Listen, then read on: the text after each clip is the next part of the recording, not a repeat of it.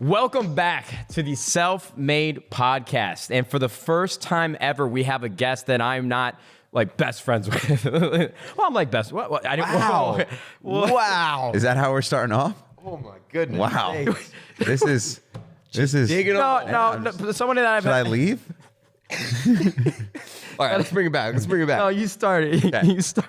Today, we are very, very excited. We have an incredible guest. Before we jump in, though, Go there. I don't know. what Matt, you're he's doing. not excited. He wants one of his friends to come. Before we We are jump in, friends.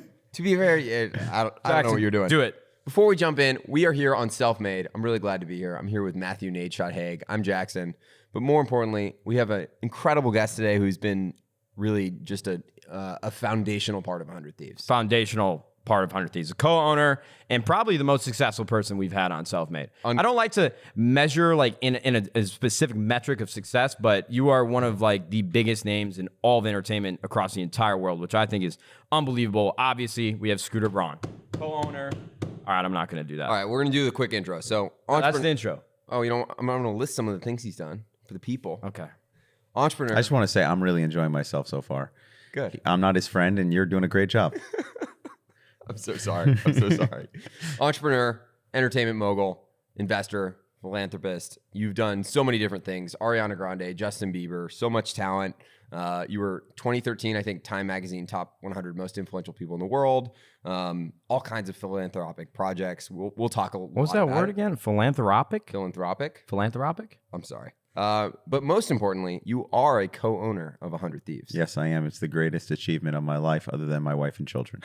I appreciate that dearly. Yeah. Before we jump in, though, we are going to read a review. Basically, we've been going through, and when people say nice things about us, we juice ourselves up, basically. Our producer picks a review. This podcast is available on where all podcasts are found, Google, iTunes, Spotify, the works. You can also watch this live on YouTube, youtube.com/Nadeshot. If you guys want to see us in video, I think that's the place to be, but I'm not going to make that decision for you. But we have a 5-star review from iTunes coming from Jess277. He said, I never listen to podcasts and personally have never really been into them, but I've been following Nadeshot for a while now and watching him grow into such a level-headed, well-spoken, and no business man is amazing. It's also a great podcast to listen to because I am now going into college as a business major, and it's great to listen to entrepreneurs and how they grew their brand. This is exactly why we made the podcast.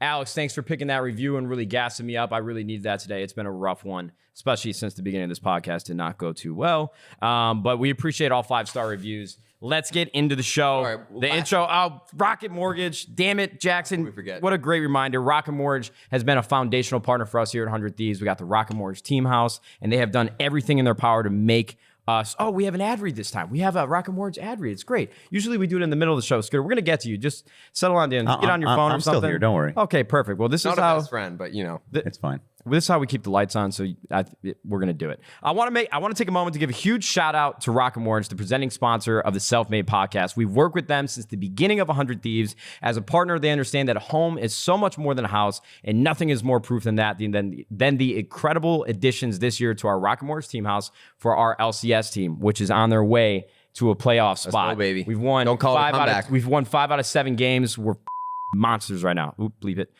Their dedication to going that extra mile has not only allowed us to elevate 100 Thieves content, but also to make the home buying process smoother for their clients. Rocket Mortgage by Quicken Loans. Push button, get mortgage. Scooter, I want to know everything, okay? Because we are friends. Yes, we are. Just someone that I haven't known for like the last decade of my life. I get it. And that's all the guests that we've had on. I would like to look, clarify. the fun part for me is that I know that you've had a lot of people on the show so far. I think 2. And both of those people are better friends than me, but I am closer to you than you are with Jack, when that's all that matters to me. Absolutely. Yeah. I don't even like Jack. Oh, that's my point. It's perfect. Yeah. And he's not even in the house today. Jack actually just left for 10 days. He's going to visit home in New Jersey, and then he's casting the 4-night World Cup. And so, honestly, the house is much quieter. It's much cleaner. I just feel better. It's great. I think and now for Scooter Scooter's Braun, here. he would show up, but I guess it doesn't really matter. We FaceTime a lot, so it's fine. You introduced Jack to Ariana Grande. Yes, and I did. he leaves the day that you get to the house for the first time ever. That's got to say something. I think you like me more than you like Jack, too. You know, it's funny because I always knew he had this strange sense of disloyalty towards me, and I really thought he was going to be here today, but he chose family and friends over me. Hate to see it. And so I see his priorities are probably in the right place. Just the worst individual. What a guy. So here's what I told Scooter on the phone before he got to the house today. I know that Scooter has probably told his story of his career and the way that he has evolved his brand and all of the businesses that he's a part of. But I guess all the interaction that we have, it's directly related to 100 Thieves. Scooter has done everything in his power over the last year to help us be more successful. He has introduced us to so many wonderful relationships that have helped us just continue to elevate 100 Thieves. Like, one of the best co-owners that you could ever ask for. And the one aspect of all of this in our relationship is that I know your story from a high level, but I really am genuinely so curious to dig into the weeds a little bit. So not to make you do this all over again for probably the millionth time, but I'm going to make you do exactly that. Okay. I want to know where Scooter Braun started as early as you want to begin, and just we're going to ride this journey, and then we'll figure out where it goes from there. Where did Scooter begin his career? I'm going to take you all the way back, even before I was born. No lie. No, actually, the only reason I say that is because, like, to understand, it's strange to talk about yourself, but the only way to really understand me is to understand where I come from. And really, like, the foundation my family built for me is how I kind of see the world. So my grandparents, my dad's side, were Holocaust survivors. My grandmother was in Auschwitz. My grandfather was in Dachau. They survived the camps, pretty much lost everyone. And then found each other, started family, had a girl and then a boy, my father. Then starting their family, trying to pick up the pieces after being in these death camps with small children. The Hungarian Revolution started and they had to escape literally in a horse and buggy. They escaped over the border into Austria where they'd claimed refugee status. And my dad is a refugee in the United States of America. He came here when he was 3 years old, grew up in Queens. My grandmother, worked in a sweatshop 18 years while he was growing up. My grandfather did odd jobs. My mom's side, her dad died when she was 11, and her mom did everything that they could kind of survive with barely a high school education. And my parents both really came from nothing but love. Very loving family, but didn't have resources. And I was first generation to have something. There was no trust fund. There was nothing, but my parents both became professionals, both met in college, and provided a nice house for us with food on the table and a really loving household. And I always felt this sense of guilt of like, why me? Why did, there was nothing waiting for me to inherit, but it was like, why do I get a life so much better than the generations before? And what's happened to me since, I truly believe that everything that's happened to me is because of not only the sacrifices that all those people made, but somebody upstairs is looking out. And it's not just for me to kind of reap all the benefits because all the sacrifices were from others. So my entire outlook on life is like, if somebody's pouring, goodness into my glass, if I don't pour it into someone else's glass, it's going to spill on the table. So my job is to really make sure that I build a story for myself and my family and help as many people as possible. And that's really kind of the foundation. And then Scooter happened because my real name is Scott. And I was really skipping forward, first grade, third grade, somewhere in there. You look like a Scott. Thanks, man. I never felt it, but I was at a birthday party and the clown magician guy goes, "What's your name?" And I was like, "Scott." And he's like, "Scooter." And I was like, "That's not my name." And my little brother Adam, he saw that pain and frustration in being called Scooter, and that was all he needed to see to try and make that my nickname for the rest of my life. Oh, he saw an opening. Yeah, and it really was in high school and middle school, kind of a thing that was like really close friends knew, but no one else. When I went to my friend Scott in high school. Yeah, I was Scott with like close friends calling me Scooter. Like I'd dribble out the ball for a basketball game and my brother and people would be like, "Ride the scooter to victory." Like, something messing with me, but I was really Scott. And the first time I ever got called Scooter publicly was my high school graduation. I was class president. I made a speech and my friend Kate, who was vice president, she walked up and introduced me as Scott Scooter Braun. That was the first time publicly. And my buddy made a bet with me that when I went to college, I couldn't convince everyone at freshman orientation my name was Scooter. And it was $100. I'm like, that's a lot of money back then. And I was like, yeah, I'm going to do that. So I convinced everyone my name was Scooter. One thing led to another. I started selling fake IDs, party promotion, all this other stuff. And Scooter was a better name for marketing. And that's how I became Scooter. Wait, can we back up for 2 seconds? Yeah. So you were the student council president in high school. You played on the basketball team. And were you prom king? we had a homecoming court, and I was in the court. Yeah. So you're basically like a Disney TV show in high school. You're like Zac Efron.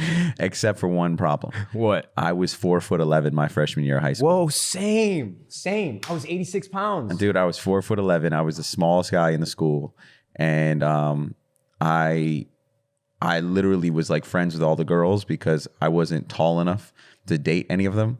And it made me appreciate kind of everybody. That's probably how the class president thing, I got along with everybody, because when you're that small, either you're just like cracking jokes and being the clown in the class, or you're kind of getting along with everyone. And I played basketball, so that was pretty hard. I can tell you with confidence that none of those things that you just said was true, because my situation was the exact opposite. What was yours? I did not have any friends. Really? Well, I mean, I had a couple, but... Well, you probably didn't, because you start off podcasts by telling people they're not your friends. You know, so... you know, He's not my best friend. I'm going to regret that for a long time. My thing was team sports kind of introduced me a lot of people, but it was being that small actually kind of instills this sense of like you're never going to be the bully. You know what I mean? Like you're always going to be, you know, the person that's kind of seeing everybody from the different point of view, because you have to sit back and watch, because you're so small. You have to look at life differently. And you hear this thing of Napoleon complex. And I think that might happen if you remain small. But you've grown. I've grown. I grew 12 inches in high school. And how tall are you? 5'11". I'm not. I'm like 5'10". It's okay. 5'9" with shoes off. Okay. Well, you know what? At the end of the day, you're not 4'11". And even if you were, I would still love you, and you'd love me, and we'd be friends. I think. I'm not really sure how this is going. But in all honesty, high school was an interesting experience, because every single year was a different thing. And I was really lucky to like have great childhood friends. Absolutely. So you get to college, you said you started promoting parties, you started selling fake IDs. Fake IDs first, because I had to make some money. And then when I realized I didn't want to do that and get caught, I started promoting parties, because I wasn't going to get caught selling fake IDs. I was going to say. Emory in Atlanta? I went down to Emory in Atlanta. And where you were from originally? Originally from Connecticut. Nice. So my family, my dad's from Queens, my mom's from upstate New York. We lived in New York City while my parents were kind of figuring out. When I was born, they didn't even live together. They couldn't afford to live together because they were both. My dad was in residency. My mom was still in school, and then when I was about 7 years old, we moved out to Connecticut. Did you always have the expectation? I'm always curious to ask people that are successful. Did you always have the expectation in your head in high school that college was absolutely happening? Like that was the clear next step? No. I mean, all I had the expectation is that I wanted to leave my town. Like I had a really good high school experience, but I just saw the world as a much bigger place, and I would watch TV and see all this different stuff. And I'd never even been to Los Angeles till I was probably 20 years old. I'd never been to Miami till I was 19 years old. Like I'd been different places, but the places where entertainment was, like New York City was about it for me, because I lived 45 minutes from New York City. And I just thought there was this amazing opportunity out there, and I wanted to get out there. And I remember vividly telling my dad I didn't want to go to college, and him literally chasing me around the house to whoop my ass, because he was like, "You're going to school." And when I got down there, slowly my plans changed, and I started my business. And at the time, if I could do it all over again, I wish I would have finished. Your dad probably felt and put that much pressure on you because like generational responsibility. You talk about how your family sacrificed so much. We didn't do all of this for you to like quit school, like take the right path. My mom said it best. When my parents found out my sophomore year that I had officially left school, my mom was devastated. There was a lot of tears on both sides when I finally admitted it to her. And she just said, all of this, you're the oldest of 5 kids, like you're not setting the right example. And you have to remember, my parents really came from nothing. And both of them, getting a college education was how you made a better life for yourself. And, I really do wish that if I could do it all over again, I would have finished, because I feel like I missed out on certain things in certain years of my life that really could have been amazing. But I have no regrets. I love my life at 38. I love what's happened. But I also want to set the right example for my kids, because when they get older, I want them to go to school. Oh, of course. It's interesting now, like dropping out of college, at least with tech startups and everything, is a little more sexy. Even 20 years ago, I imagine it was not a thing that was encouraged. Oh, he's starting his own business. Okay, he's a dropout and has nothing going for him. I mean, but there's a really great Medium article that came out that said the average tech entrepreneur doesn't even find the thing that makes them successful until they're 39. And the average entrepreneur finds it at 39. The average tech entrepreneur doesn't find it until 47. Wow. So you have these like examples of people like myself and other, people who've done it much bigger than me who were really, really early and dropped out of school and they found it. But those are really small anomalies. I couldn't get the word out. It's like you with philanthropist. But at the same time, I just feel like when you're young and you don't have kids and you can go 2 or 3 days without eating and sacrificing, that's when you should go after your dreams. And that's when you pursue it with reckless abandon, because the worst case that happens is you fail and you wake up the next morning, you get after it again. When you have children, like I now have 3 children, things change. You have to live for their dreams, for their safety, for their well-being. And, so I think it sucks when we're trying to protect our children. So we're constantly trying to give them the easiest path, but nothing great ever became easy. And I think young people should go after it. I agree with all those things. Honestly, that was probably the one thing that I was most excited to just sit here and talk with you, because with all the experiences that you have just so much deep knowledge in how to approach life philosophically and from like a physical standpoint. Just to dive a little bit deeper into when you start talking about promoting parties, what was the mindset behind that? Because like, what is the business behind party promotion? Like you always hear about promoters in LA, and I'm sure what you were doing was very different in Atlanta, but that was the beginning of your business. Because obviously, like what I want to get to is, how did you start discovering talent and think to myself, okay, I see something here and there's an opportunity. How do I take this to the next level? So, I was in Atlanta. I'm at a school where there is a group of kids who have access and trust funds and everything, credit cards, and they're going out and they're partying and popping bottles and doing all that. And I don't have any of that cash, but I don't like being broke. So I walked by this nightclub one night and this, on the way to another one that everyone was going to. And I said, hey, if I get people here next week, will you give me some money? How old were you at this point? I was 18, 19. And the guy looks at me and he's like, yeah, sure. How many people can you bring? And I said, how many people do you hold? He's like, 800. I was like, cool, 800. And he looked at me like I was insane. And I went to Kinko's and I made Kryptonite Entertainment because I like Superman. Okay. And I made these flyers and I had these freshman girls pass out flyers with me who I was friends with because I had high school sweethearts, so I was safe. And 800 people came the following week. How big is Emory? I don't even know at this point. 800 people to show up to it. Yeah, you got a meaningful chunk of the school coming to this party. No, Emory's a big school. Like, it's not crazy huge, but yeah. But I got 800 kids to come, filled up the club, and then at that first party, this actor Jason Weaver, who was little Michael Jackson on the Jackson movie on VH1 every single year, and he was in a bunch of movies, TV shows, but I recognized him. I was like, oh my God, it's little Mike. He actually played little Simba in the original Lion King. He was the singing voice. And he walked in and he said, do you want to see how the other half lives? He's like, this party's amazing. You're playing hip hop here with the majority, a lot of these kids, white, black, everything. And I said, what do you mean the other half? And back then, Atlanta was very segregated. Atlanta was, they would play techno music for white people and hip hop for black people because the club owners didn't want the crowds mixing. And he brought me to this guy, Alex Gidawan's party. Alex started off as an Ethiopian immigrant in the United States who was a parking lot attendant and then had grown to be the biggest promoter in the city for the black community and now the biggest club owner in Atlanta, Georgia. And Alex met me at that first party, was very fascinated that this white boy was so comfortable. And he became a mentor to me. And he taught me how to do cut lines. He taught me how to really promote. He taught me my value with the clubs and what I should be getting.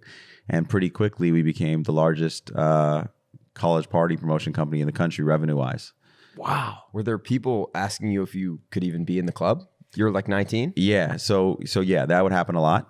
And I've never needed to drink. I've never been a big drinker. So if I was there and I was underage, I was like, I'm here working. And I never needed to take the shots. Like, I never cared about that stuff. I wasn't, partying at my own parties. I was there to run the event, build a business and keep going. And, we started to expand pretty quickly. And then I started helping this rapper in Atlanta with his manager, Shaka. His name was Chris Love on the radio. His rap name was Ludacris. He had a song called Throw Them Bows, and I helped break it in my clubs, and we became friends. That's why he's on Justin Bieber's Baby all those years later. No Well, way. how would Justin Bieber get Ludacris on his first big single? Like, there had to be a relationship. I mean, that thing blew up though. I mean, that was the biggest song in the country for I don't know how long. So I had that relationship, and then this guy was a producer in Atlanta. He had a big billboard when you drove into town called "Welcome to Home of So So Def." His name was Jermaine Dupri, and he came to my parties, and he was like, "This is like a New York, LA vibe down in the South." Huh. And he said, "You got to come work with me." And I became the director of marketing at So So Def, and then the head of marketing. And I was 20 years old. I dropped out of school and started running So So Def. Oh my God. Was everything was just music a hustle. like when you were doing the party? And I bought, you talk about hustle. I don't mean to interrupt you, but when I realized that I needed to get the attention of the hip hop community, I needed a way to get the attention. I couldn't just be the white boy in the club. So I made my first bit of money, and I went on eBay and I bought a Mercedes-Benz CLK with rims that was purple for 30 grand cash on eBay. Dope. And it was delivered to me at Frat Row. You still have the car? Oh, I wish I did. I sold it a long time ago. You need to find it. I need to find it, right? At least a picture of it. Put that in the Scooter trust Braun me, Museum. Yeah, it's pretty funny. But I would drive it down to the clubs, and people would see this kid getting out of this purple Benz with rims, and they'd be like, "What's he doing?" And that I was faking it till I make it. To be honest with you. Wow. Hey, if you ain't faking it, you ain't trying. Fair enough. So at this point, you're super scrappy. You're finding ways to make money. Was in your mind when you're like, I want to work in the music business, I want to build this. Were you thinking that far ahead, or was it just, hey, this is an opportunity. This guy seems impressive. I guess I should go work for him. No, I never worked for Alex. I always worked for myself. I would go to. Sorry, I meant for Jermaine. So Jermaine. So what happened was I was running my own promotion company. Jermaine's like, I see you have more potential than this. You should come work for me. You could still run your parties. That you work for me. And it was this huge opportunity because like I was like, money ain't a thing. Like, that's Jermaine Dupri. This is great.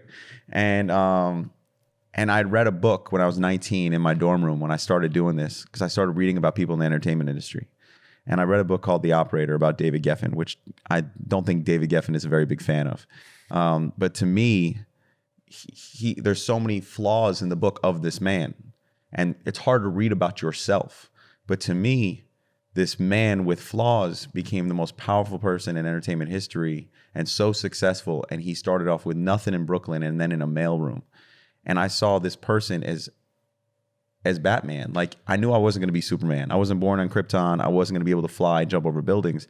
But Batman was human. He just got a bunch of skills and like practiced and became a superhero. And a lot of money. True. But you work for it. And I saw David Geffen as like, wow, you can do this. And there was this one moment in the book where he's trying to sign John Lennon's solo career. And I'm literally screaming at the book in my dorm room, like, go to Yoko Ono. Why is no one going to Yoko Ono? Like, everyone's trying to go through the agents, but she's the one. Like, and I turned the page and he's the only one who went to Yoko Ono and signed John Lennon. And that was the moment where I realized I can do this. I think like this. I can do this. Like, I think this way. And then in the book, it said the fastest way in is music, because movies take years. TV shows take years. A song can change your life in a night. Even finance takes years. So here I was in Atlanta, Georgia, the hotbed of upcoming hip hop. And I'm reading this book that says music's the fastest way in. And I was like, that's what I'm going to do. I'm going to go into the music business and I'm going to figure out how to be an entrepreneur starting in this place. And that was my inspiration. So you're working with Jermaine Dupri. Yep. Is there, this could just be out of pure ignorance. Is there anything that is relevant enough to talk about between the time that you started working there and when you discovered Justin Bieber? Because I'm sure that's what a lot of people ask you. And again, I didn't live your life, so I don't know. So I apologize if it's like jumping over. When I look in your eyes, I think you have lived my life. I feel like we're kindred spirits. Okay. Yeah. I feel like I was working at McDonald's and then I came up with this idea for 100 Thieves. And, I went out and raised $10 million. And it was, I've lived a very special life here as Nadeshot. You really did give us a lot of money, though. It was great. I'll say with the Jermaine thing, look, Jermaine was the one who showed me that I had an opportunity to live a life bigger than I had ever seen. Jermaine was the first time I'd ever been to LA was with him. First time I'd ever been to Miami was with Jermaine. Like he showed me a world outside of anything I'd ever known. And I eventually realized that what I wanted to do, I needed to go out and do on my own, and it wasn't going to be there at SoSoDef working for Jermaine.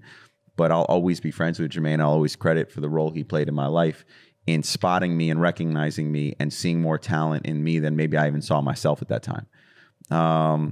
So I'm grateful for that. And then I had all these ideas about social media. And to be honest with you, at the time, Jermaine wasn't listening to me. His formula had worked for so long. He was the most successful producer. Jermaine is the only producer ever to have a #1 on the Billboard chart for 16 years straight. Ever. People don't realize, and he writes and produces.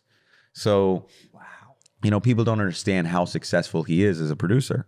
And his formula had always worked. So I'm having all these ideas about this new thing, Facebook, and this thing, Twitter and YouTube and MySpace. And he's like, what is this dude talking about? Like the 21-year-old. At the time, I'm 23 when I really start going hard about this. And I end up leaving. And I had all these ideas. A couple things happened in between. And I found this. I said, I'm going to find things that are missing in the marketplace that I believe that could work, but things no one else wants. And that way it'll work for me. So I found this kid on MySpace named Asher Roth. I love Asher Roth.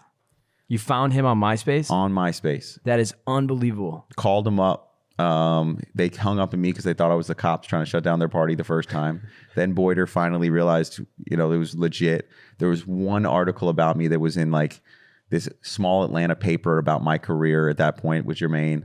So I sent that to him to show it was legit. He came on an airplane to see me, and we cut 2 demos in my friend's studio, and he was my first artist. I signed him. And then 4 months after Asher moved down to Atlanta, I was on YouTube in the middle of the night consulting Akon or something else, because that's how I made some spare money, because I quit parties cold turkey, because I said I'm going to do my own label and I'm not going to focus on parties. This is what I'm going to do. I got enough money 13 to 15 months before I go broke. And I found by mistake this 12-year-old kid singing in a church. And he was singing the same song, Aretha Franklin Respect, as the person I was looking at for consulting. So I clicked on the video and related videos thinking it was the same 18-year-old, and it was a 12-year-old. And I watched 3-4 videos when I saw him sing So Sick by Neo. He had so much soul in his voice. I said, this is the kid I've been looking for. I was a big Michael Jackson fan coming up. And Jackson 5 early days, Michael sang incredible love songs with an angelic childlike voice that made you remember and love before you got jaded. So I was like, that's missing in the marketplace. You were actually looking for that before. Yeah, I had actually told Shaka, Ludacris's manager, 2 weeks before I found Justin, I think this is missing in the marketplace. I want to find something.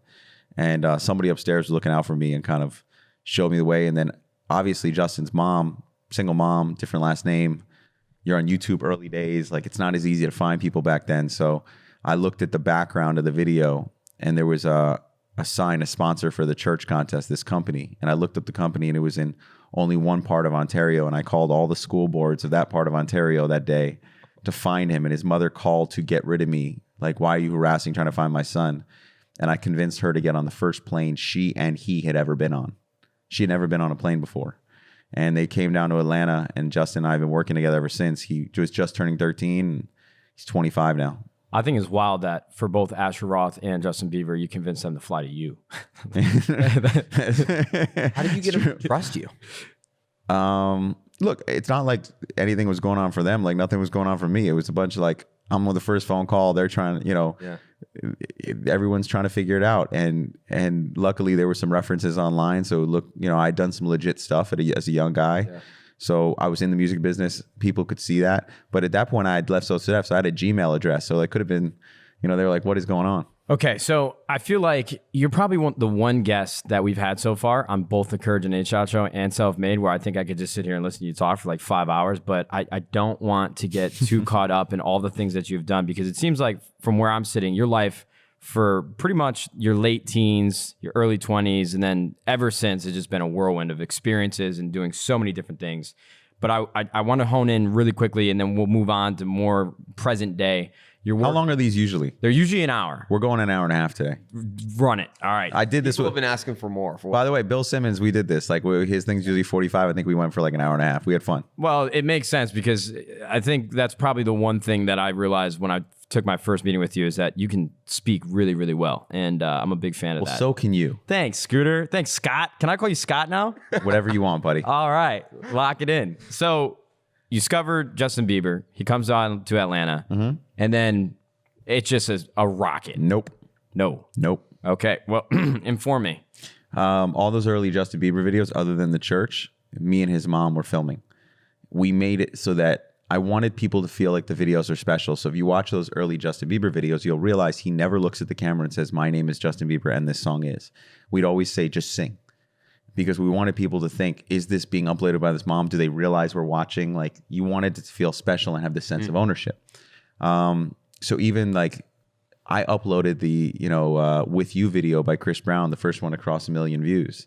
And then like early Netflix days, when that one crossed 1 million, people were like, who is this kid? And people started binging, and videos that literally had just had 60,000 views or 100,000 views within days had millions, 2 million, 3 million, because people were just binging and sharing and binging and sharing. And we took Justin from early 60,000 here and there to, before we even walked into a record label, to something like 60 million. And 60 million views on YouTube? Back then. What year was that? Because I was on YouTube in 2010. So this was 2000 and let me think. 2008, 2007, 2006, 2007. Yeah, because he's 25 now and he was 13 then. Yeah, so 2007. Wow. 60 million views in 2007. So we were insane. So the biggest thing on the platform. 60 million views in 2007 made Justin the second most watched person on a musician on YouTube in the world. Did YouTube before he was signed? Before he was signed over every major label artist. But here's the funny thing. The other one was another YouTube artist named, I think it was Esme Denters. I think that was her name. And Justin was number 2 in the world over all these major label artists. But no one had broken off YouTube before. So no label wanted to sign him. Every label said no to us. Did YouTube reach out to you at all about doing something bigger? No. Like no one, like literally it was just me on the couch and like them, and like no one was paying attention. We kept building bigger, but I had relationships. So we started going out to try and get him signed, and nobody wanted to do the deal. And finally, with the help of Usher, who I had worked with the Confessions album with Jermaine, I said, let's go walk him in there, and I'll pull you into the production deal if you can help me get this joint venture to get him signed. And Usher was like blown away by Justin's talent. He's like, I'll walk you in. And it was really funny because the meeting we had with L.A. Reid, where Usher walked us in, the original meeting, that was the second time Usher had ever met Justin. And Usher walks in, he's like, so Scooter and I have been developing him for the last year and a half. Oh, man. And I was just sitting there like, just keep my mouth shut and keep this thing moving. And the funny thing was, I had no intention of ever stepping out and being like a name myself. What happened was, Justin is like brutally honest. And he's a really outspoken kid, at 14, 15, 16. So when he blew up with the song One Time, and then, One Less Lonely Girl, and then Baby, and all that stuff that just started to get crazy, we would literally do promo every single day because we had to break ourselves, because even the label, nobody wanted to deal with us at the label. They thought it was a courtesy sign to Usher. Like the head of PR at the time said, I don't want the internet kid with the crazy manager. Like it's like nobody, and now Justin's the biggest selling artist they've ever had, and like nobody wanted to deal with him. And because they didn't believe. So we got one guy, this guy Eric Olson, who was the head of radio at the time, and Mike Chester, who actually came and worked with me for a long time. They were 2 promo guys, and I became friends with them, and I said, just put us on the road, tell us where to go. And we got in a van and we just went, and we probably broke every child labor law there was, like just working every single damn day. And Justin wanted it. But you, Justin, and his mom? Me, Justin, his mom, and Rye Good, who's still like homies with us. And then I added Kenny, who was my buddy who worked at T-Mobile and at the radio station to be a security when things started getting crazy. And we would go everywhere. And that'd have been the best sitcom ever.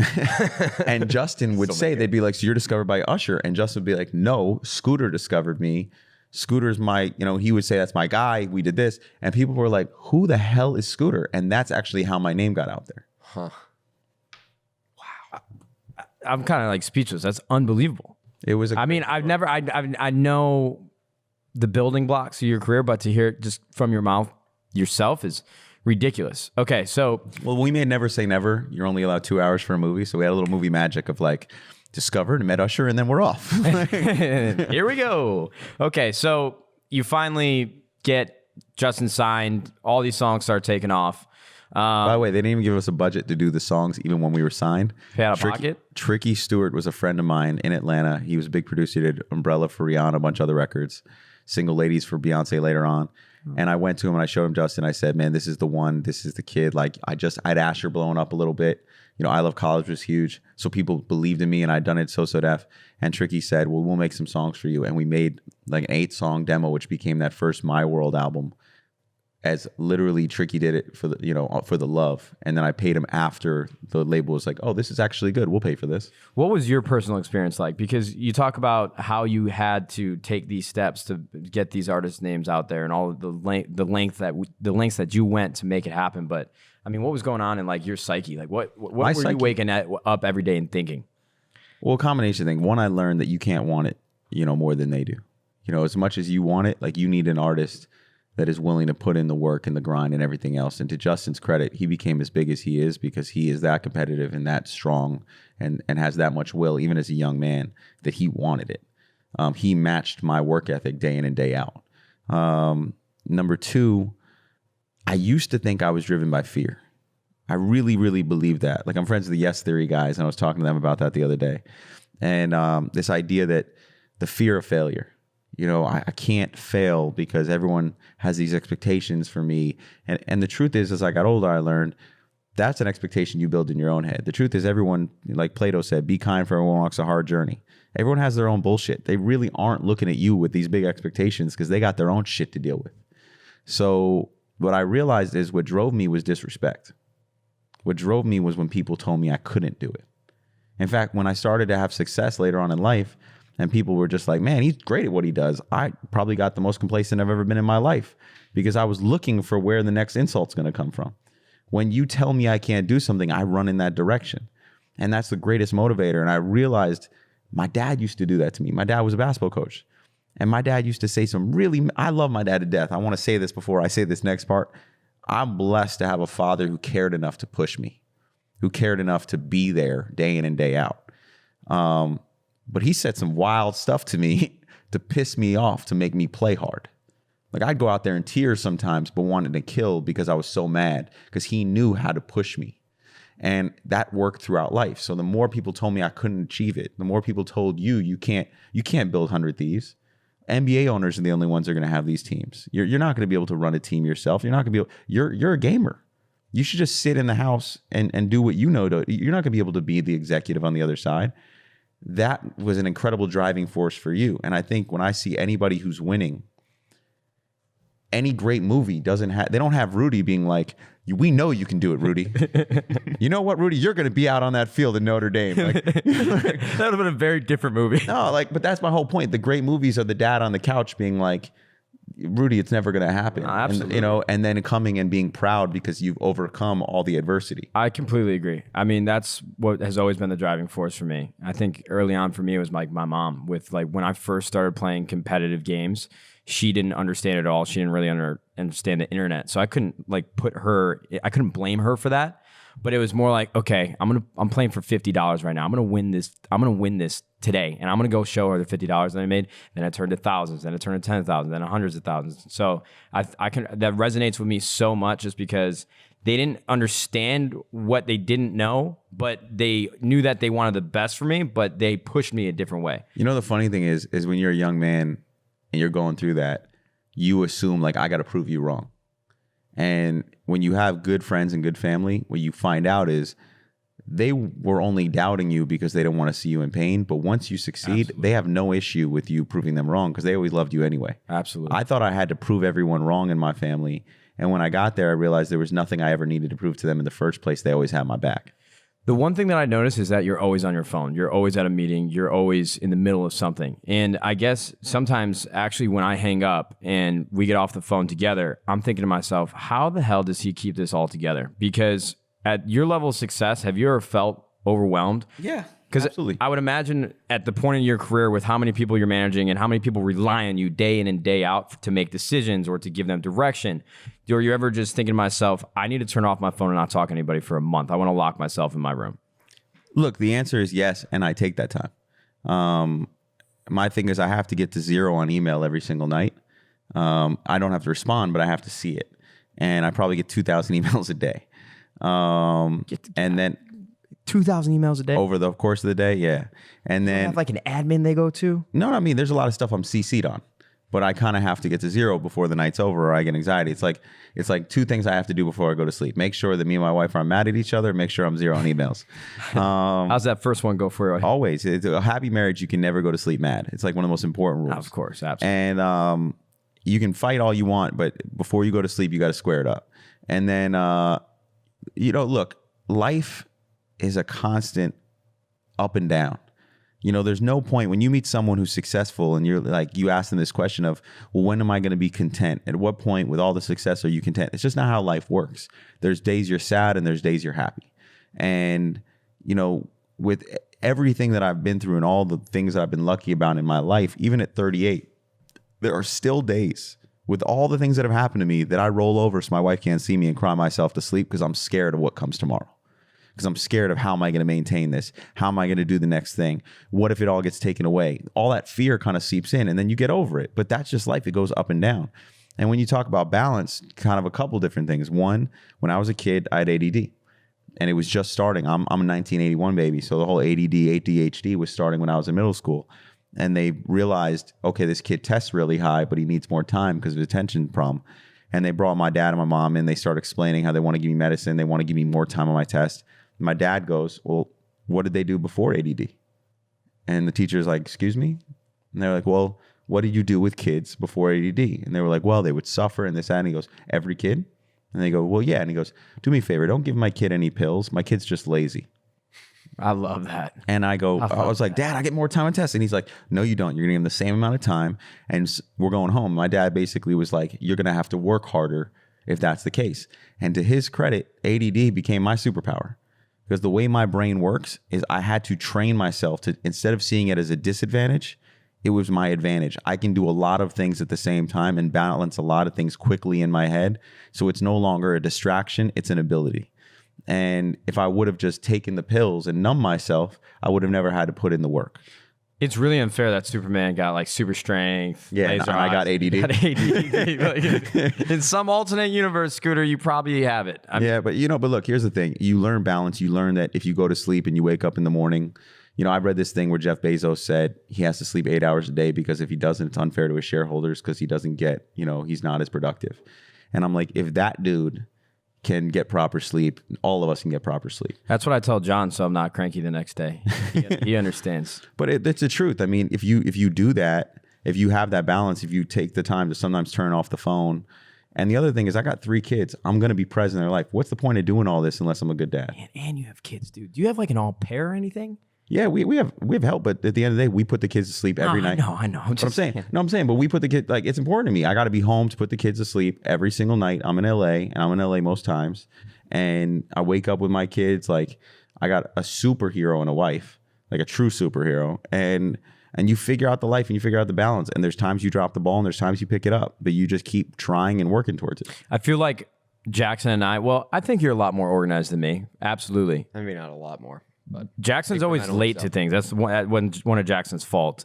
But I feel like right now I'm running only one business and I have a lot of help and I don't have any kids. I have no relationship and I still sometimes feel overwhelmed. But like, how the am I going to do this? You just said it. You have a lot of help and no good business person does it themselves. You stand on the shoulders of a lot of people.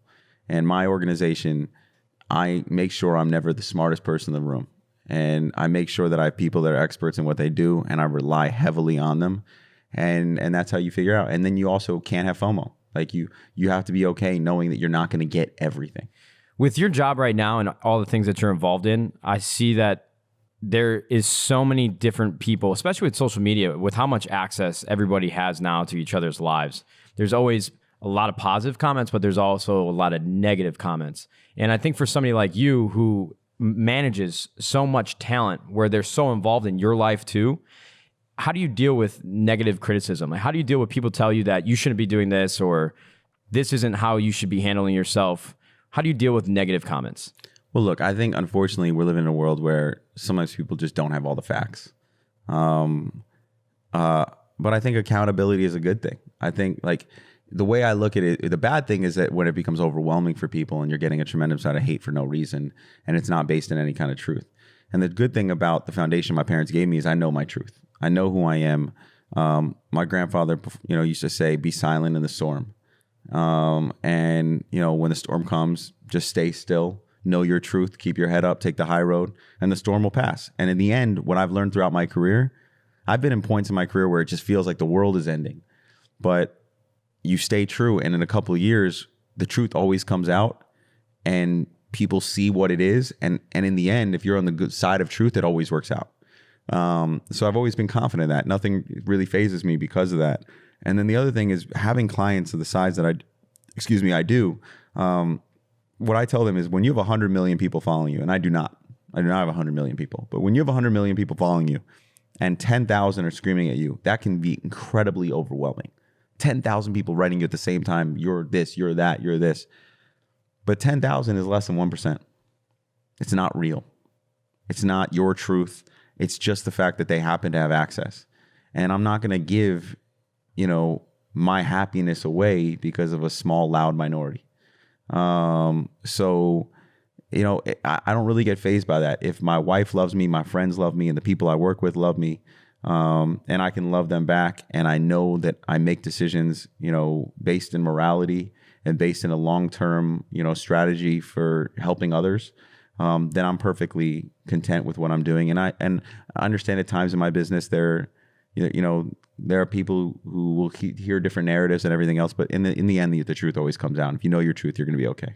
I feel like a lot of YouTubers can hear that. I think one phenomenon that I sort of grew up with spending my time on YouTube is that there is so many people that sometimes break down because of how negative comments can be. And I think you just hit the nail on the head. It's the negative comments are always the loudest. It's because it's like positive reinforcement in a lot of ways is a good thing, but I think negative comments can be a driving force like we talked about earlier, but they can also like break you down. And a lot of young kids who grew up with a normal life and now are like thrusted into some sort of stardom, but it's some capacity on YouTube. And the negative comments, I would say for me specifically too, always got to me. But I mean, when you put it like that and just think about it logically and really break it down of what the situation actually is, it could be a really, really big help for a lot of people. What have you learned about working with the biggest talent in the world, and obviously very high highs and very low lows, and oftentimes it comes with what people are saying? But I look at someone like Bieber's career over the last 10 years and just literally mountaintops and very low valleys. Has a lot of the stuff you said about pushing yourself, has that been kind of your North Star? Do you think about each person kind of obviously individually, but has there been anything that kind of culminates as this is how I have to guide these people? Well, look, the first thing is they're humans. To other people, it's Justin Bieber, it's Ariana Grande, it's Demi Lovato, it's Kanye. Like, these are all human beings. And human beings are not made to be worshipped. We're made to serve. So when you're putting people in a position where they're being worshipped, that can really, mess with somebody's head, because we're not built for that. So the best advice I ever got for being a manager or being an executive is actually from great parents. And a great parent will tell you, be a rock, be a stable place. Don't be a place of judgment 24/7. Be a place where they know when they're ready for advice, they know you're a safe place to turn. So I'm never going to lie. I'm never going to yes man, but I'm going to be steady in where I stand, but they also have to make their own decisions. And sometimes it's hard because sometimes people will judge you based on their decisions. But what kind of a person would I be where if I walked away from them just because I didn't like what they said that day as they're going through their growing process in front of the entire world? So my feeling is their family. I care about them, and my job is to be a place where they can go for something real. I'm there to help run the business and help to do all that. But I remember watching the Amy Winehouse documentary years ago, and she was really sick. And the manager's like, my job wasn't to handle that. It was to just get her on stage. Wow. And I wanted to jump through the screen and hurt the guy. When you get put in this position, people need you to be there for them. Doesn't mean that you're responsible. Because even what I learned in Al-Anon meetings, like it's not, I'm never going to change an addict. It's your job is to be there as a stable place for when they're ready to change. And I think that's any human relationship. You're not responsible. I'm not responsible for your actions. But if I'm your friend and I care about you and I'm family to you. Best friends. Yeah, best friends, man. I mean, my responsibility is to give you honest advice and help when you ask for it. And I think that if you just take all these big names down to a human level, my job is to be a human with them. And that's all you can do. So obviously you've built such a successful career in music specifically, but I feel like that is sort of understanding what you do now, or however long you've been doing it. Can you talk a little bit about like what gets you excited beyond music? Obviously, you're an investor, philanthropist. I nailed that word, philanthropist. I wonder if You I want could to try it spell again? that. 1, 2, 3. Philanthropist. Ooh, he did well. Jackson, aren't you a philanthropist? I don't. Anomaly. What are you doing right now? Working on it. What else are you up to? Because like, how much money you got? This is Matt's favorite question. That's my favorite question. Actually, wait, I wonder if you would answer this, because I only had one person that would answer this. I won't answer that. You won't answer it? You know what Come on, we're young kids. We want to hear of this. Okay, here's what I'll tell you. What was the biggest check you ever received in your life? Here's what I'll tell you. I had a number. This is actually a good lesson. This is what I will tell you. I had a number that when I was 19 and I started, I was like, I want to be a billionaire. And then I realized making $5,000 is hard. And I had to reassess. I'm like, being a billionaire is completely unrealistic. Like, I've met this guy in Atlanta and he had a great family, a dog, a little whaler boat. I was like, man, this life is the best. How much do I need? And he gave me a number. And I was like, that's attainable. I can get that. If I work really hard, I can maybe get there in my 40s and my 50s. When I was 27 years old, I was driving down the street by Cactus Car Wash on Piedmont Road in Atlanta, Georgia. And my accountant called me to say that something had come through and this had come through.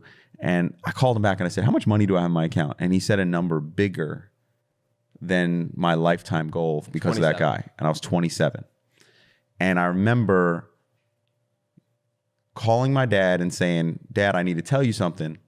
And now at 27, I'm telling my father I'm the wealthiest person in the family by far.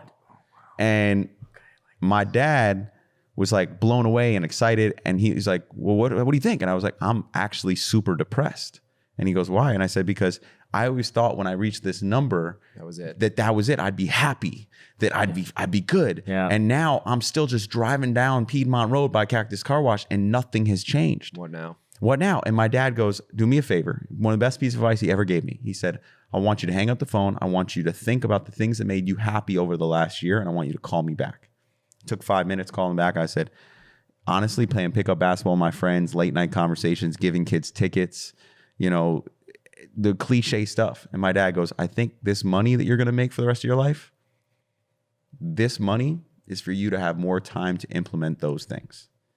And I realized money can be, it could trap you. You can get caught in that rat race if you don't have perspective, and it can destroy you. And that's why we see Fortune 500 CEO kill himself and we'll be like, oh my God, how could they? But we're not surprised. But you never see someone who works at a soup kitchen kill themselves and be like, oh my God, how could they, and not be surprised? You're shocked. How could someone who give their life to giving ever kill themselves?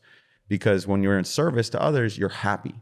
So my thing is, I think money just gives you an opportunity to implement more good into your life. No, you can't let it trap you. It actually is a freeing thing if you put it out the right way. So I've been free for, I think it's Valkyrie walking around. Hi, Ray. Scooter's here. Scott. Hi. I think money is an opportunity for you to have more freedom. Here's a question for you.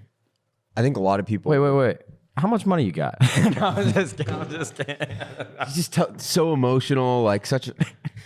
A lot of people have this mindset of that resonates. That makes a ton of sense. Money, freedom, blah blah blah. But I'll feel that way once I get to the number. Yeah, I hear that all the time. How do you balance? And obviously, it's been a while now that, and I'm sure you're well. Look, past the number. How do you balance that? if Jeff Bezos woke up tomorrow with my money, he might kill himself. Right? He might after the divorce. No, I mean it's all relative. Like there's always going to be somebody bigger, right? So what I'm telling you is they'll say, oh, that's nice to have that mindset when you get there. And I'm the first one to say that's correct. If you can't pay your mortgage, if you can't pay your rent, if you can't put food on the table the next day, you are in a lot more of a stressful position than I am. I 100% understand that because I used to be there. I remember paying for pizza with change when I realized I didn't have enough money to pay for freaking pizza that night because I was broke. And that was when people thought I was killing it. Yeah. So I know what that feels like, but at the same time, I can tell you everything in life is perspective. You are lucky. If you're born in a first world country, there are people literally right now risking everything to come to a country where someone is at the highest office telling him you're not wanted. yet they're still just trying to get here. Yet you're here and you're looking at someone else's success saying, well, my life's not there. Stop counting other people's money. Take what you got and appreciate it and build from there. No, I feel really bad for asking you how much money you got. Nah, no problem, buddy. Sorry, Scooter. No problem. It's a self-made podcast. You are the definition of a self-made man. Okay, we talked about the money. I asked my stupid question. It I didn't do work. want to go back to what you were getting at before you asked how much money you had, which is you're one of the most impactful people in music in the world and probably in history. It's weird when you guys say that, but okay. Hey, we're telling you. We're not saying it. It's true. You've moved into film and television. You moved into investing in technology. Obviously, you've moved into gaming. How do you, and maybe it's changed over time, but how did you initially approach, I'm going to move beyond where I'm at? And maybe even going from party promoting to music. But like when you dive into a new world that you're not an expert in, you don't have all the whole playbook for, how do you approach it? A couple things. One, I have to wake up and be curious. The day I stop having curiosity, you might as well just put me in the grave. Like I love being curious. I love, seeing the world through my children's eyes, because that's a children's curiosity is like the greatest. But for me, it was like, how do I do this music? Okay, now I've done, hip hop. How do I do pop? How do I now do country with this band Dan and Shay? Okay, now how do I do, EDM with this kid Martin Garrix? Okay, how do I do a film? How do I do a TV Did show? you work with Martin Garrix? We found Martin when he was 17 years old, and I'd signed him out of Club Med in Punta Cana. I called the Club Med and told them that I was at school and it was an emergency, and I had to get in touch with him. Holy shit! And you got Kenny Chesney. Wait, Don't you? Is it not no. anymore? People know we have a partnership with Sam Hingham. Kenny's manager is a partner of mine, and we have that. No, that's pretty public. It's pretty out there. All right, I'm gonna reel it back. No, it's okay. Kenny Kenny tells people. But look, we have a really it's fun. But here's the thing: very simply, and I tell people all the time. When I meet someone that has a burn the ships mentality, that's when I want to bet on that person. When I met Travis from Uber, and Uber was just in San Francisco, and you sat with him. I have this picture I posted when the IPO happened of Travis on my couch, like pitching us in LA. I was already an investor, and he's like, it's coming to Los Angeles. This is what it's going to do. This is where I need your help as an investor. Like, you met that dude, and I would talk to him about relationships, and he's like, man, I'm married to Uber.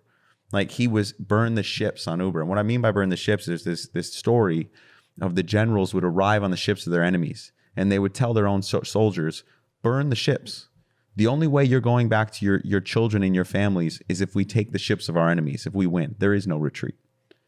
And when you have that mentality, you have no other choice but to figure it out, because only death is failure. Every day you wake up in the morning, you got another opportunity to win. So when I met Travis, he had that mentality. When I met Daniel Ek from Spotify, he had that mentality. When I met, Ariana, she had that mentality. When I met Justin, he had that mentality. Like, to be honest with you, I had spoken to a lot of people in esports. I made the bet on 100 Thieves because he had that mentality. He had that, I'm from this world, this is my world, and we are going to do this, and we're going to build something special, and I'm sticking to my guns and my morality on how I'm going to do it. And I had to become a partner in this organization because Matt 100% was head down, burn the ships. I'm taking the ships of my enemies. He's living it. Yeah, but not only living it, like there was no retreat. And he had this great general on his side named John Robinson, the bald-headed warrior. No, he's like my captain. The last podcast. Yeah. He just compared me to Justin Bieber and Ariana Grande. It's going on my Instagram. Please leave a like. Just the clip. You know the best part is he didn't hear any of like the big tech entrepreneurs.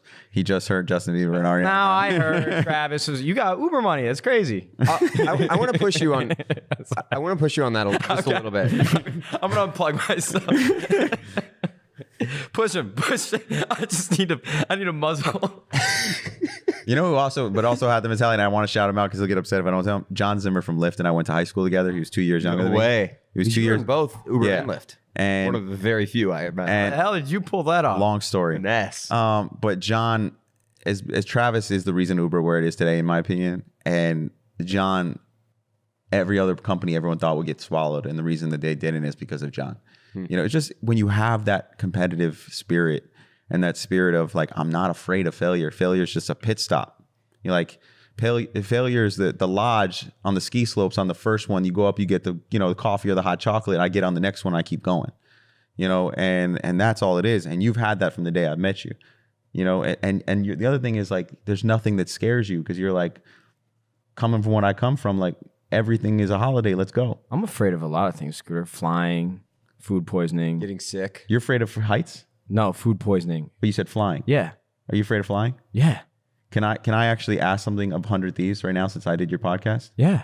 I want to take you from this YouTube podcast platform, and I want to ask if we can have a shared YouTube moment with another group of guys on YouTube with me and you. Well, you need to tell me what that is first. I'm issuing you a challenge right now on the Selfmade podcast that since I did this, you, me, and the Yes Theory guys are going to jump out of a plane together. Oh, no. Absolutely. My hands just started sweating. Scooter, can I tell you a story? Yes Theory, I want where can I look in? Tell me, camera. Clip it out. Okay, this is a challenge to the Yes Theory guys. It's one of the biggest personalities in gaming in the world. I want to, get him to jump out of a plane.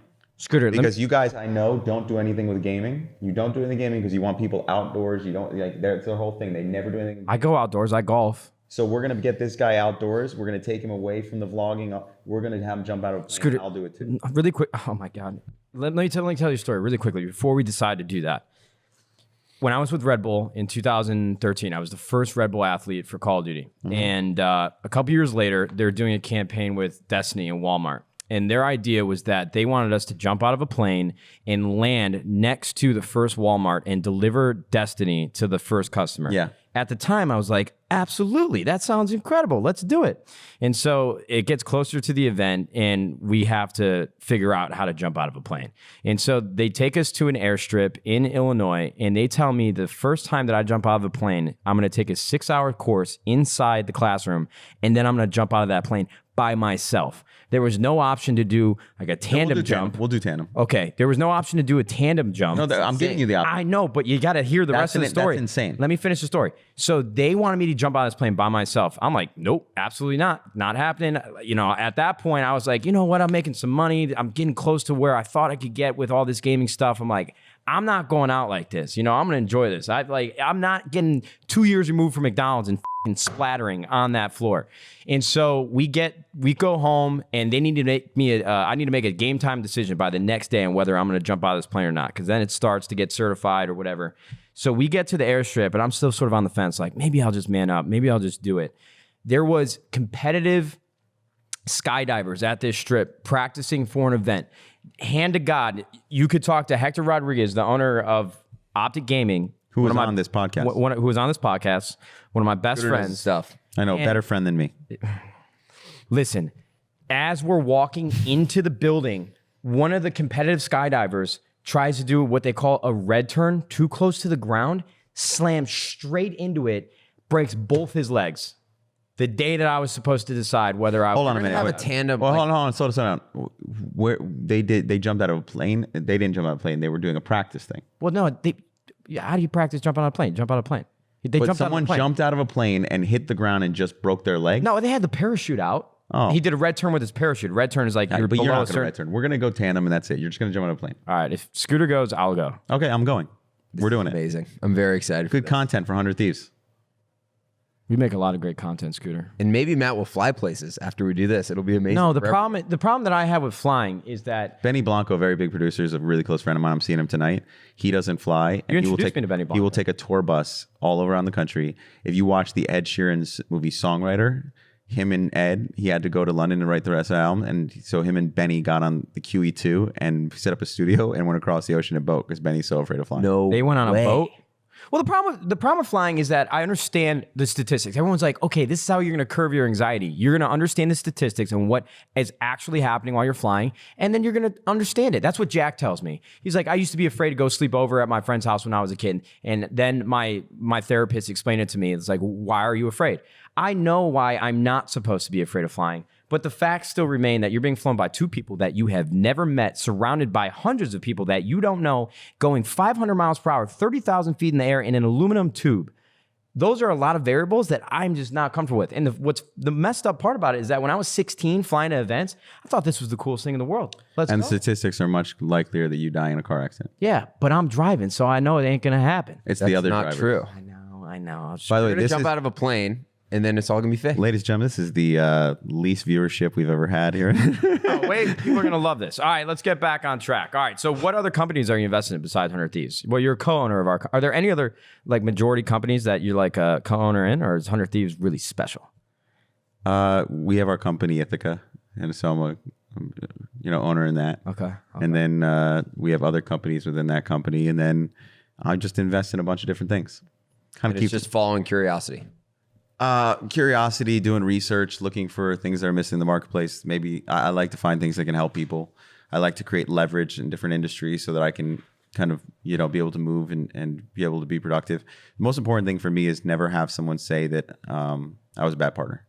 I always want to be able to, when it's said and done, to say that I was a good partner, that I made my partners money, that I helped make a difference in whatever they were doing. I try to do that with 100 Thieves. And, we invested money, but I tried to, more than money, I try to be a proactive. Way more than money. I think that's something that people might miss too, just in investing in general, but certainly for your involvement. It's not like the money is obviously important, but we could get money from a lot of people. And when you find the right partner who truly moves the needle, we talk about it, but like on a weekly basis at minimum, you are doing something impactful to help us, whether it's a relationship or any number of other things. And I think that might be something that they see the $35 million or whatever the money raised, and they miss that side of it. And I think we're really lucky to get to work with a lot of really amazing people, and you're at the top of the list. So Scooter, can I beat you in a 3-point basketball shootout? No. Okay. We should do this for a video too. I've heard a rumor about your jump shot. Why would you do that to yourself? That is because you're getting smoked. I'll get smoked? Yeah. What's the bet? Matt, just backpedal. You do play a lot of pickup basketball, huh? What about golf? Do you golf? Nope. You don't golf? Nope. I thought no? Nope. I've golfed like 4 times in my life.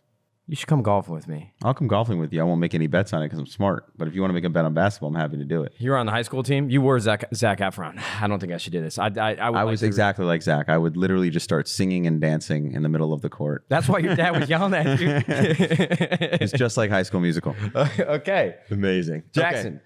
So we didn't really talk about it earlier, but I am curious. You've since expanded beyond it, but clearly entertainment has been this through line through the vast majority of what you've done. Was that something that when you were 18, you knew I want to work in entertainment, I want to build in entertainment, or was it something that you kind of fell into? And look, I didn't know if I wanted to be a basketball coach. I might want to be a lawyer, like a politician. I didn't know what it wanted to be, but I wanted to have a voice. I think if you look at all those, like a lawyer or a politician or a coach, I wanted to do something in a type of leadership position, and some kind of place of guidance. I guess if I look back at it now, I wanted to contribute, but I think entertainment, I read that book and that kind of changed my life. And I was in a place where, I was able to step in and have this career.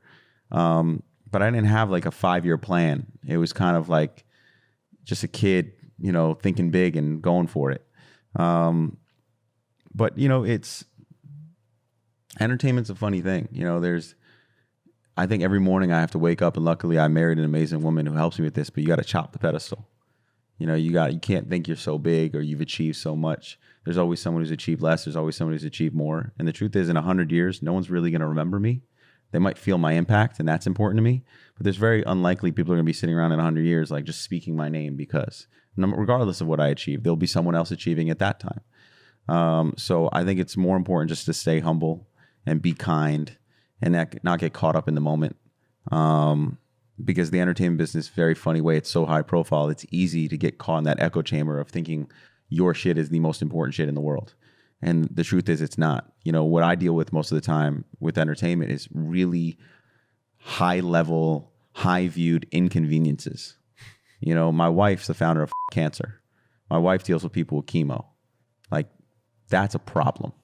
That's not an inconvenience. That's a problem. So very few times do I have to deal with problems. There have been a couple times in my career where very unfortunate things have happened, and I've had to step up with a group of amazing people and deal with the problem. But most of the time, I don't have problems. Have you ever written a book yet? No. You gonna write a memoir? I was actually just thinking about doing a biography on you. Yeah. Yeah, just like because I'm the world's premier expert on Nadeshot. When the New York Times. I think we need a bestseller. couple more years. Yeah. No, I think I could write it Or right still now. to be done. You should write it. I mean, It'd be the amount of called, examples. how much you have- money do you have? Hey, listen, this is my show. I run a tight ship. I can ask Do my you questions really ask people every single time? every single time? Really? Granted, I've only asked my friends. Has anyone answered? Yeah, I mean, one did, but I knew he was going to answer Why would anyone answer that? because it's fun. How much money you have, Matt? Don't answer. Do not answer. I'm not going to tell you Do that. not answer. I don't want you to. A lot, not Oh, enough. no. It's all relative. I know exactly. Listen, then let me have my fun. Now I'm just feeling judged. No, you shouldn't feel judged. You're an amazing guy. The safe whole reason place. I'm here is because I actually believe in you guys so much. I appreciate that, Scooter. So you hit your number at 27. You've done so much since then. When you think about what brings you happiness, obviously a lot of it is outside of work, and I'm sure some of it is in work. What is the ambition now? Is it more just opportunistic? Do you have a dream or a place you're trying to get to now? Is it more about legacy? What is success? Honestly, and I've had a lot of time to think about this. As you get older, you think about all these things more and more. You get deeper and deeper. And I'm sure 10 years from now, I'll have a lot more perspective. I can't be beaten right now. Like, you can't beat me. You can't say anything to me that's going to take away my success or my happiness because I have Yale and my kids. You know, my wife and my children, I've won. Like, that's the hardest thing I'll ever do, finding her. You know, and you can't find that. It happens or it doesn't. And I found her, and I have my 3 children, and there's nothing you can take away from me as long as I have them. You know, like, it's so I feel really blessed and positive because of that. The rest of it is I'm playing with house money, and I'm going for it as big as I possibly can because I only got one time to do this thing. So why not have as much fun and make the journey as wild and as crazy as stories I possibly can? You know, instead of just reading about stories like I was 19, now I'm trying to write one. You know, so, but there's nothing that, you know, so there's nothing about it that, like, I'm waking up and I'm like, oh my God, if you don't achieve this today, that's the thing. I said every once in a while you'll have those thoughts. But the truth is, I would be incredibly depressed if all this happened to me and I didn't have people to share it with. The highlight of my year is when one of my sons who can speak, my daughter can't speak yet, just randomly leans over and goes, "Daddy?" And I go, "Yeah." And he goes, "I love you, Daddy." Like, that's better than any Grammy, tour, award, anything. There's nothing better than getting a hug and a kiss from your kid. Like, so when you ask me about what do I define as success, what do I find as being self-made, man, you could have a job that pays you nothing. But if you have the love of your children and your spouse, you're self-made, in my opinion. I feel the same way about Jackson when he says and does all that to me. It's fair. Probably you should. You guys have something really special. Me and Jackson are very lonely. please I'm waiting for that to happen. Let's say that. How old are you guys now? 25. 26. Yeah, it didn't happen for me at that age. So you got time. Scooter, will you come to my birthday party? When is it? August 3rd. Soon. No. I'll be at the Oh, you can be in Lollapalooza nope. with I'll Ariana. be going to Lollapalooza because she's doing the next day, but I will be at Canton, Ohio for Tony Gonzalez being inducted in the Hall of Fame. Tony Gonzalez is a champion. We should have him on Selfmade. I would love to talk to Tony Gonzalez. Should I get Tony Gonzalez to come on Selfmade? Absolutely. I swear, I'm going to invite Tony Gonzalez to Selfmade. He's one of the greatest of all time, and he is the greatest tight end of all time. Why are the New York Jets the worst NFL team in the league? Listen, I don't know if we're the worst NFL team in the league, but I think it's very important that my children growing up on the West Coast remain like their father, a diehard Jets fan, because my children are growing up in a lifestyle that no one in my family has ever had, and it's a really extraordinary, amazing lifestyle. And every Sunday during the football season, they will be humbled, and they will know pain. Will Sam Darnold carry you guys to a Super Bowl? I don't know, but when my oldest son Jagger was born, my wife had finally fallen asleep after 18 hours of labor, and I was holding my firstborn in my hands, and I started weeping because I was imagining that the Jets might win a Super Bowl and we would watch it together.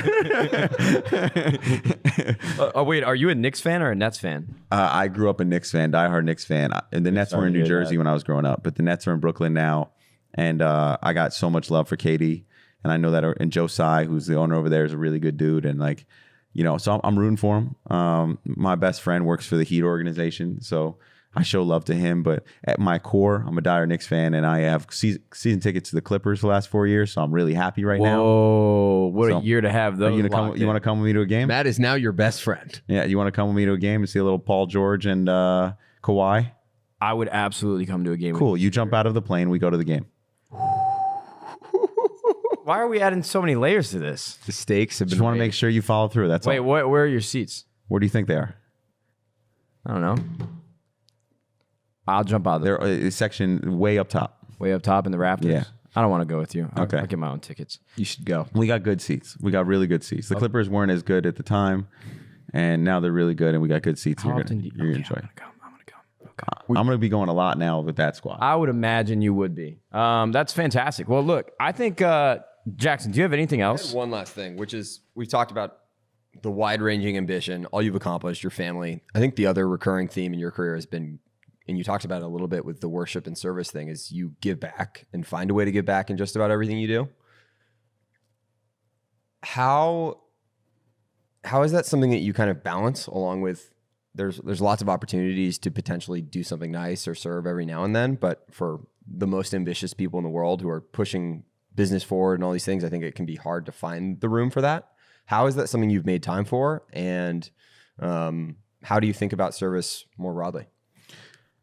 One, you got to prioritize it. My mother made sure it was a priority in my life growing up. Now I married a philanthropist, so my brother started Pencils of Promise. Like I have a lot of philanthropy around me, so it was always something really, really important to me. It's also statistically proven that a for-profit business with a nonprofit component actually does better because people want to support it. I hate the word nonprofit. My brother actually changed that. It should be called for purpose. It shouldn't be what you don't do. It should be what you do. And I think I'm a selfish person, like a really selfish person, and I like to feel good, and nothing makes me feel better than doing that stuff. So selfishly, I want as much of it in my life as possible. And we hired Shauna, who really runs our family foundation, and our entire business is philanthropic efforts. So when you see Ariana, donating to Planned Parenthood or helping people adopt dogs at every stop on the tour, or Justin building multiple schools around the world with Pencil of Promise, or Tori Kelly, giving back, or Martin teaching kids in inner city Miami, how to DJ, all of these different things. Sean is helping set up the programs with us and working through. And I think that's really, really important. It makes people feel good about what they do. I've never met anyone who said no to doing something to give back. You just need to give people that opportunity. We joke around that our job's to make the money. Shauna's job is to give it away. And right now, while I'm speaking to you guys, we're running our youth leadership fellowship right now for the next week. And we have inner city youth for all over the greater Los Angeles area, who we've brought in to be youth activists, and we're training them right now because I think that that's the best thing you can do. Awesome. What an example. I really didn't know a lot of the things that you laid out here for me today. What did you not know? Everything.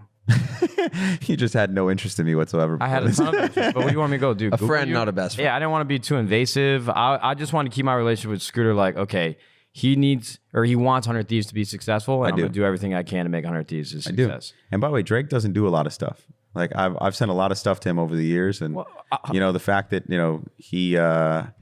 he jumped in as an owner is a big deal. Why are you laughing so hard? Just came out of left field. He commented on my Instagram yesterday. It was dope. Why did that come out of left field? You just get excited that he commented on your Instagram? No. I would just never mind. I remember Drake's an investor in his company. Yeah, Drake. I mean, that was like he's an owner. Yeah, he's a co-owner. Fair enough.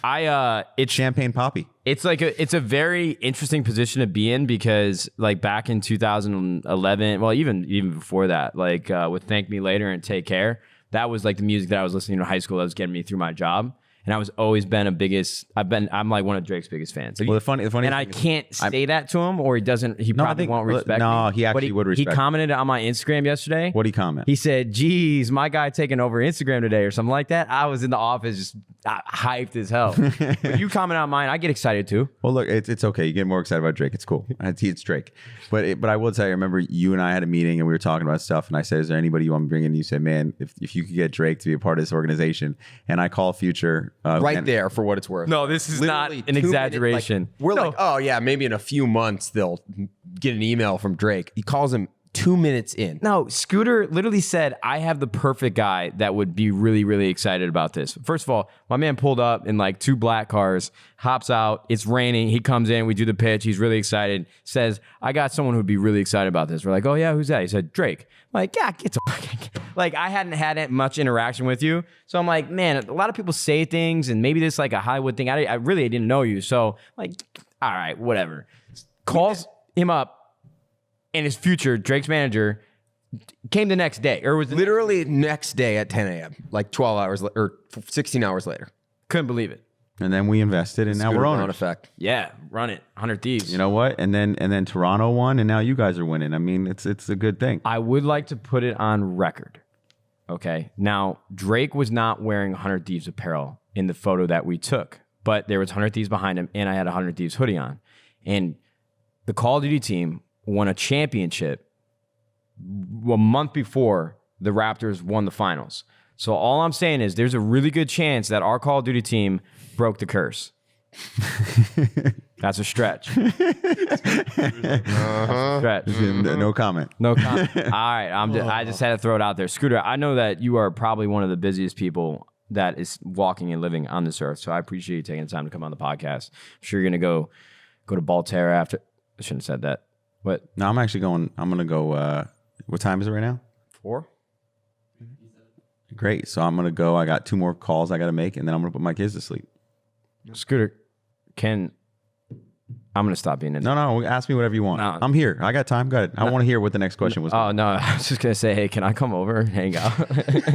You know what? The answer is absolutely not. This is why we're not best friends. No. You can come over and hang out. Just you can't just show up unannounced. I got to prepare. Saturday morning, 8 a.m. Yeah. I'm here for cartoons. Okay. Listen. Before we wrap up, for what it's worth, Scooter Braun, 1, where can the people find you? And 2, is there anything else you would like to shout out, direct people to? What's on your mind? I don't want anyone to go find me. You've already been found. My socials, I think you know, and you could just explain. At Scooter Braun. Yeah, it's pretty much it. Not that hard. Braun. I don't, this isn't like a. Like, But here's what I'll say. If I could have like one call to action thing, here's what I'll say. Is this it? We're done after this? Or do you want any more questions? No, because all my questions would sound stupid. I just have stupid questions in my head. We asked all the serious I things. kind of now want to know what they are. How about let's just do rapid round of stupid questions by Nadeshot? Wait, okay. Rapid round. I got to say the answers as fast as I can, not long Do we have stories. anything on here for that? You can't ask how much money he makes because you already asked that. Okay, what's the wildest Hollywood experience you've ever had? I love him to death, but I did manage Kanye West for 3 years. So Kanye's the greatest, but I've had some wild experiences just on a daily. What's the dumbest thing you've done in the last 5 years? The dumbest thing I've done in the last 5 years is Rapid fire. I know rapid fire. This because I do a lot of dumb stuff, so I'm just trying to think what's the dumbest thing. Which one took the cake? Which one took the cake? I can come back to it. I still got more stupid. Oh, I mean, this is not just to the top of my head because it's rapid fire. I left my wife and kids somewhere and said, okay, I'm going to take off. I'll be back. And I had the keys in my pocket and stranded my own fammy. Wow. Yeah, it was pretty stupid. Yeah. But was that one of those times where you had to make up before you went to bed that night? Continue. Oh, what? Not even like. Okay, feel free to say no comment. Who's your favorite artist or musician of all time that you didn't ever work with at all? Michael Jackson. Yeah, but there's drama around that. But yeah, growing up, I was a big Michael Jackson fan, but I did get Justin and Ariana both, and Tori all got to work with Stevie Wonder, and that was really cool for me just to be present for that because I'm a massive Stevie Wonder fan. That's awesome. What is one purchase that you've made in your life that you absolutely regretted? One purchase that I made in my life that I absolutely regretted was I invested in this esports team once. So now I'm just playing. Must have been some other team that I don't know about. A purchase that I made in my life that I completely regretted. When I was in college, my buddy bet me that I can't eat 100 chicken nuggets from McDonald's. And I purchased 100 chicken nuggets from McDonald's and ate all of them and was sick for 24 hours. That's the purchase you regret the most? Yeah, because I was so do that sick. every weekend when I'm hungover. What's the last time you spent money on something just for you that you wanted or thought was dope? I I'm just not like, I don't buy things that like depreciate like for the most part. So I'm not a big car guy or anything else. Like I don't like, money doesn't really like, it's not like a thing. I've never been that way. Okay, fair So enough. like That's how you know he's rich. Yeah. No. But I'm saying even when I was broke, it never was like, well, I need Probably to have why something. you're rich. But it's yeah. So it like those kind of things. It doesn't really. It's I guess what I spent on myself. One of my mentors insisted that I buy a car, and I needed a sports car, so I bought a Porsche 911. Oh, is it a GT3 RS? Keep going. Great answer. Do you got anything else? I mean, I could do this all day. Hey, come on, stupid questions. What was the last Nadeshot. video game you played, if any? The last video game I played, if any, was NBA 2K. Strong answer. How often do you ride on a private jet? I fly both commercial and private. Strong answer. Are you ever going to go into politics? Because that's all the answers I'm getting. Very political answers. As of right now, I have no interest in putting my family through that. So no, continue. Okay. I think you should be the governor. Okay. Who's going to win the NBA Finals this year? I would like it to be the Clippers because then I could watch the whole thing. Who's going to win the NBA Finals this year? I would like it to be the Clippers because I can watch the whole thing. How do you feel about Lonzo Ball? I know you think he's like the greatest and he's going to be a future NBA All-Star, and I think he has a lot to prove. Okay. So diplomatic. Here's my thing, right? I don't talk shit about people I don't know. I have enough people doing that to me on the internet. So, I'm just like, you don't know what someone else has done. You don't know their morality. You don't know somebody. So I don't talk shit about people I don't know. What is your favorite experience that you've had in the last, I can't ask you that. You're going to say the birth of your kids or something. I got to ask you something else. My best experience in the last couple of years? Yeah, definitely the birth of my kids. How are we going to find Matthew Haig, and maybe me, but more importantly, Matthew Haig, a wife? What should he be looking for? Yeah, honestly, I think, here's the thing, Scooter. Now, we've been thinking about this a lot at the office. I already know what I'm going to tell you. All right, but you have to understand. 100 Thieves, like, realistically, for the next, like, short-term future, Is your life. the more successful I am and the more my status is higher, Yeah. the more, more sponsors we're going to get. How do you find me a girlfriend? Do you think that to get the right girlfriend, you need to be more successful before you meet her? No, we're just bullshit. No, okay, so here's what I would say. You're getting too real with it. No, because here's what I'll say. You want to meet the right girl, you got to go to a place where the right girl hangs out. How do we... I That's can't get basically- into any of those places, Scooter. No, my point is, yes, you can. The right girl's probably at a library or hanging out like at a dinner somewhere, or like a right girl's not hanging out like all night long in the club. Do you mind us asking where you met your wife? I saw my wife's TED Talk, and I was blown away by it, and I said, I need to meet that girl. But you had the clout to get to meet her, too. She actually had no interest in meeting me because I worked in entertainment. She didn't want to meet anyone in entertainment when she moved to LA. And I tricked her into going to drinks where she thought there were going to be a bunch of people, and I was the only one there. What type of bed do you sleep in at night? A very soft one. Is it organic? Firm, yet soft. Is it organic? I don't know if it's organic. All right, here's what I learned from my ex-girlfriend is that beds that they make nowadays, they all have flame retardant chemicals and all formaldehydes. We don't know how our body's absorbing that. And so by me having an organic bed that's made by the Amish, literally made by the Amish, my body is not absorbing any of those chemicals that you guys are sleeping on every single night. So I'm adding years to my life, maybe. So the chemicals used to dye your shirt and your pants and your underwear that you're wearing right now, how are those affecting you the majority of your day that you have on? They're giving me powers. People at this point. Have you? No, they absolutely haven't. Have you ever watched anime? Different anime. Yeah, growing up. In fact, you know what? It's funny. Bieber is like completely separate anime. And Bieber he's been like hitting me about Pokemon for like the last 2 days, like nonstop. Pokemon? Like loves Pokemon. He's like, yo, who owns Pokemon? How do I get the old school cards? Like Bieber's all about Pokemon. He's just like on eBay right now on his iPhone, just buying cards. Yeah, he's been sending me stuff from eBay. He like loves Pokemon. That's awesome. Matt's favorite thing is to recommend anime to people. Like we had Carl Anthony Towns on one of the podcasts. Well, Carl Anthony Towns All he talked actually about likes for the first 20 anime. minutes. Yeah, I mean, listen. No, I can't think of any more stupid questions. You got to finish it. What's the last stupid question? All right, can I ask you guys one? Yeah. Sure, hell yeah. I love stupid questions. Are my favorite Hold on. questions. You ready? Fresh socks or fresh sheets? Fresh socks. Forrest Gump. Sheets. Greatest dancer of all time, greatest singer of all time. Greatest singer of all time. Elton Freddie John. Mercury. No. Do you wish you were the greatest singer of all time, or are you the greatest dancer of all time? Greatest singer. Singer. Interesting. I met one guy who said dancer, and I said, "Are you serious?" And he was like, "Imagine being able to walk into any room and pop and lock on a different level." Yeah, and then imagine popping and locking in a room where people aren't dancing and how weird that is. Also walking in and just singing. I thought you were asking who the best one is. Yeah, but Who's the greatest singer of all time? I would Elton John. Freddie Mercury. Well, I think it's perspective. Maybe Because a if we're talking about like pure ability, my answer is different. But I really love Elton John. You think Elton John's the greatest singer-songwriter of all time? Well, somebody else wrote his songs, right? So He wrote the music. They wrote the lyrics. okay, yeah, I love Elton John. I also really love James Taylor. Greatest gamer of all time? I can't say me. I'm not. Well, I think it's Faker, right? In one game, yeah. In one I don't game. know. Yeah, greatest gamer, it's tough. You know what? For the lot of shit he gets, I think Ninja actually has to be in that category. Really good. Because he was a really good player in Halo, and then every Battle Royale game that came out, he like won a tournament in. So Ninja's actually really good for as much of like, once you get too big, people start to talk shit just I think because. he's been a cool like icon of this space. Too. Yeah. There's a few. But if I were to play Ninja 1v1 in Call of Duty, he's getting smoked.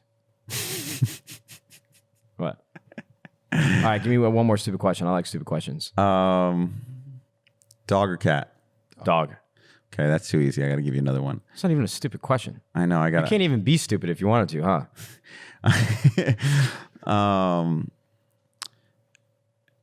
This is tough. We're like making a BuzzFeed video right now. Okay, here. You're having too much fun with this. That's why you it's really my enjoy. favorite thing. You're gonna make guests do it from now on. Yeah. I think we should get the pre. Yeah, we were talking about like success and all the great things that you've done with your business. Let's ask you some stupid stuff. Well, if you guys have one off the top of your head while I'm thinking, you can ask me one.